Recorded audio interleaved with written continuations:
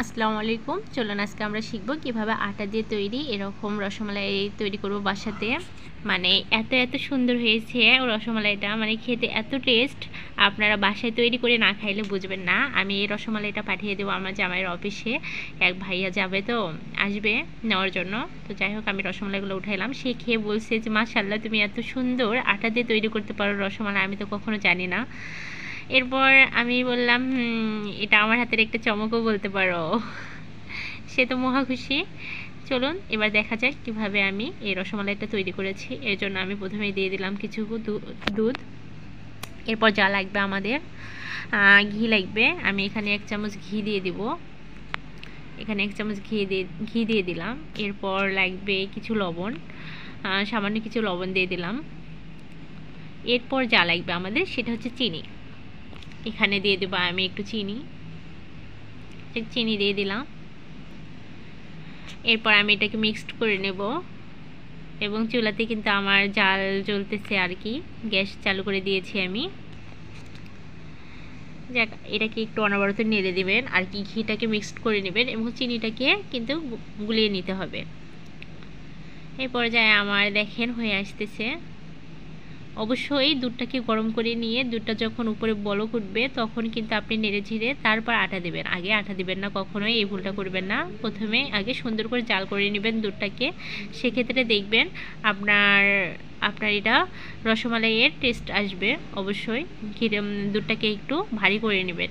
এরপর দিয়ে দেব আমি চালের গুঁড়ো, যাকে বলে চালের আটা দিয়ে দিলাম। অবশ্যই চালের আটাটা আপনারা সামান্য করেই দিবেন, মানে অল্প কিছু করে দিবেন এবং নাড়বেন। তারপর আবার একটু দিবেন, আবার নাড়বেন। যাই হোক, আমি আবার দিলাম, আবার নাড়তেছি। দেখেন, অবশ্যই ডোটা আপনারা একটু নরম সাইজেরই করবেন, কারণ নরম এই জন্য করতে হবে যেহেতু আমরা রসমালাই বানাবো, আর রসমালাই অবশ্যই মুখে দিলে গলে যায়। এর জন্য আমি আরেকটু আটা দিলাম, কেন যেন মনে হচ্ছে আমার ডোটা ঠিকভাবে তৈরি হয়নি।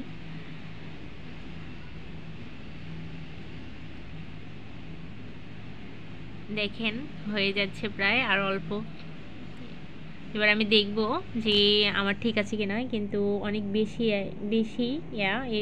নরম হয়েছে। এর জন্য আমি আর সামান্য কিছু আটা দিয়ে দিলাম এবং মিক্সড করে নিচ্ছি। দেখেন, এই পর্যায়ে আমার ডোটা হয়ে আসছে।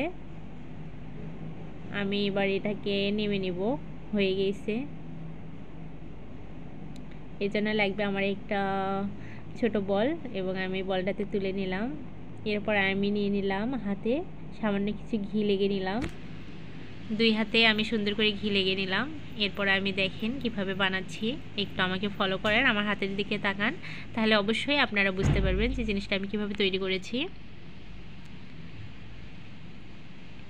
ঠিক এইভাবে আমি তৈরি করে নিচ্ছি। দেখেন কিভাবে, বাহ সুন্দর হচ্ছে, অনেক কিউট একটা রসমালাই আমি বেনে নিলাম। আমি দেখেন কতটা সুন্দর হয়েছে আমার রসমালাইটা, কতটা কিউট হয়েছে। এইভাবে ঠিক একই নিয়মে আমি আরও বেনে নিচ্ছি, আরও একটা বেনে নিয়ে আপনাদেরকে দেখাচ্ছি।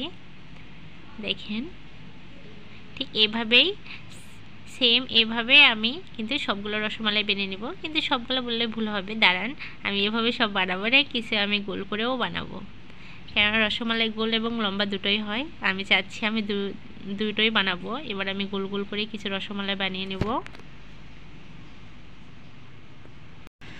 আমি অনবরত বেনেই যাচ্ছি।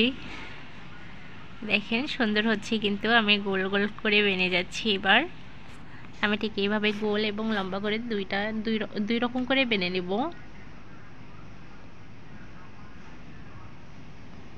আমি বানাচ্ছি, দেখেন কিভাবে বানিয়ে নিচ্ছি। অবশ্যই আপনারা লক্ষ্য করেন, অবশ্যই আপনারা চেষ্টা করলে আপনারাও পারবেন। খেতে কিন্তু এই রসমালাইটা দারুণ স্বাদের, মানে এত ভালো লাগবে। বিশেষ করে এই শীতের দিনে কিন্তু আপনারা অবশ্যই বেনে খাবেন। অবশ্যই আমার মন বলতেছে আপনাদের ভালো লাগবে, যেহেতু আমার ভালো লাগে। এমনিতে আমি মিষ্টি জিনিস অতটা পছন্দ করি না, কিন্তু আমার এই রসমালাইটা খেতে অসাধারণ লাগে। আমি ঠিক সেম এইভাবে, আর আপনাদের যদি প্রথম যেভাবে বানাইলাম ওইভাবে যদি আপনাদের বেশি সময় লাগে কিংবা যদি কষ্টকর মনে হয়, তাহলে আপনারা এইভাবেও বানাইতে পারেন। দেখেন আমি কীভাবে প্রথমে গোল করে নিয়ে নিলাম, এরপর আমি রসমালাইটা তৈরি করলাম। আবার দেখিয়ে দিচ্ছি, দেখেন আপনাদেরকে বোঝানোর জন্য। প্রথমে আমি সুন্দর করে গোল করে নিচ্ছি, বল বানিয়ে নিলাম। এরপর দেখেন আমি হাতে রেখে আর এক হাত দিয়ে একটু আলতোভাবে নেড়ে দিলাম, মানে ডাবা দিলাম, হয়ে গেল। হাত ঘুরাইলাম যাকে বলে আর কি। আবার আমি নিলাম, দেখেন আপনাদের বোঝার জন্য একটা, এবং আমি এটাকে সুন্দর করে গোল করে নিচ্ছি। নিয়ে এটাকে আমি এভাবে রেখে দেবো, কেননা আমার গোল খুব কম হয়েছে, গোল রসমালাই লম্বাটাই বেশি হয়েছে, যার কারণে আমি ওটা ওইরকমই রেখে দিলাম। আবার দেখেন কিভাবে নিচ্ছি, নিয়ে আমি ঠিক এইভাবে হাত দিয়ে একটু ডলে দিচ্ছি, বাস আমার সুন্দর একটা কিউট রসমালাই তৈরি হয়ে গেল। আপনাদেরকে বোঝানোর জন্য আমি বারবার দিচ্ছি, কেননা এই কাজটা সবাই পারে না, প্রথম আমিও পারতাম না। দেখেন বেরিয়ে নিচ্ছি সুন্দর করে। তবে আমি সত্যি মানে আমি এতটা আমি কখনো এইভাবে কখনো কাজ করি নাই, তারপরে আমি করে অনেক মজা পাই এই ভেবে যে আমার জামাই আমার অনেক প্রশংসা করে খেয়ে। যাই হোক, কথা বলতে বলতে এক পর্যায়ে আবার রসমালাই তৈরি হয়ে গেল। আর একটা দেখাই, এরপর আমরা যাব চুলা দিয়ে। দেখেন হয়ে গিয়েছে, চলুন এখন যাওয়া যাক চুলাতে। আমার হয়ে গিয়েছে, এবার আসলাম চুলাতে এবং আমি চুলায় দিয়ে দিয়েছি দুধটা আমি বলক আসা পর্যন্ত অপেক্ষা করব না, এখন দিয়ে দিব আমি চিনি, যেহেতু আমাকে এগুলো গলিয়ে নিতে হবে চিনিটা। দেখেন স্বাদ মতো চিনি দিয়ে দিলাম। অবশ্যই আপনারা চিনি, অনেকেই আছে চিনি অনেক বেশি লাইক করে, অনেকে আছে মিষ্টি অনেক কম লাইক করে, সেক্ষেত্রে আপনারা আপনাদের মতো করে দিতে পারেন, সমস্যা নেই। এরপর পরে দিয়ে দিলাম আমি 2টা তেজপাতা এবং দিয়ে দিলাম 3টা সাদা ফল। অবশ্যই সাদা ফলটা দেওয়ার চেষ্টা করবেন, সাদা ফলটা দিলে আপনার সুন্দর একটা ফ্লেভার আসবে। আমি এবার নিয়ে নিচ্ছি। যাই হোক, এখন আমার হয়ে গিয়েছে, দুধ বলক আসছে। এ পর্যায়ে আমি দিয়ে দিব আমার সুন্দর কিউট রসমালাইগুলো। যাই হোক আপু, আমি দিয়ে দিলাম। অবশ্যই তোমরাও এ পর্যায়ে এসে দিয়ে দিবে, এবং একটা আমি চামচ দিয়ে নিয়ে নেব। দেখুন আমার রসমালাইগুলো ঠিক কতটা সুন্দর লাগতেছে। এরপর ভাববো যে বলক উঠছে। যাই হোক, এই কাজটা একটু ধীরে সুস্থেই করবেন, অবশ্যই চুলার উপর রেখে 5-7 মিনিট এরকম জাল করে নেবেন রসমালাইটা। তো আমিও কিন্তু ঠিক সেম কাজটাই করতেছি, আমি দেখেন অনেক জাল করে নিচ্ছি।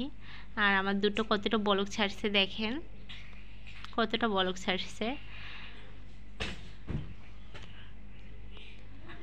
দেখেন ওয়াও সুন্দর লাগতেছে কিন্তু অনেক, মানে আমি সত্যি অনেক আনন্দিত যে আমি এরকম রসমালাই বানাচ্ছি। তো আমি এর আগেও বানাইছিলাম, কিন্তু কেন জানি আজকে আনন্দটা আমার বেশি লাগতেছে, যেহেতু আমি বিষয়টা আপনাদের সাথে শেয়ার করতেছি, যার কারণে হয়তো আমার এত খুশি লাগতেছে আজকে।